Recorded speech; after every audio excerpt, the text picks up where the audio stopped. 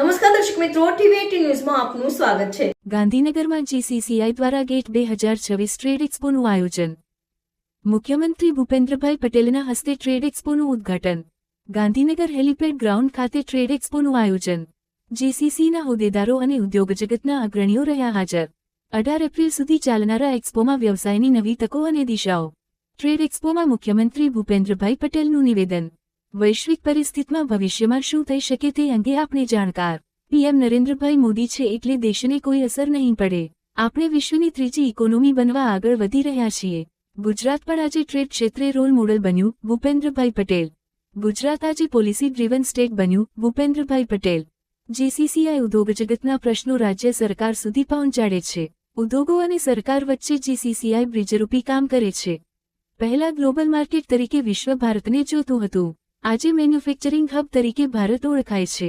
ગુજરાત હવે સેમિકન્ડક્ટર ગુજરાતના ઉદ્યોગને નવી દિશા મળે, રાજ્યમાં આંતરરાષ્ટ્રીય કંપનીઓ પોતાનો કારોબાર શરૂ કરે અને ગુજરાતની ક્ષમતા દેશ દુનિયા જાણે તે માટે વડાપ્રધાનશ્રીએ વાઇબ્રન્ટ ગુજરાત સમિટ શરૂ કરાવી।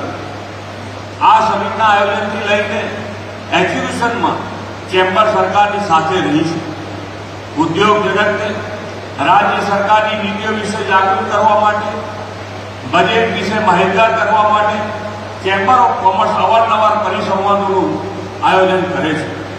વડાપ્રધાન શ્રી નરેન્દ્રભાઈ મોદીના નેતૃત્વમાં ગુજરાત પોલિસી ડ્રીવન સ્ટેટ બન્યું છે અને સરકારને પોલિસી મેકિંગમાં ગ્રાઉન્ડ રિપોર્ટ અને ફીડબેક આપવાનું ખૂબ જ મહત્વનું કામ ચેમ્બરે કર્યું છે।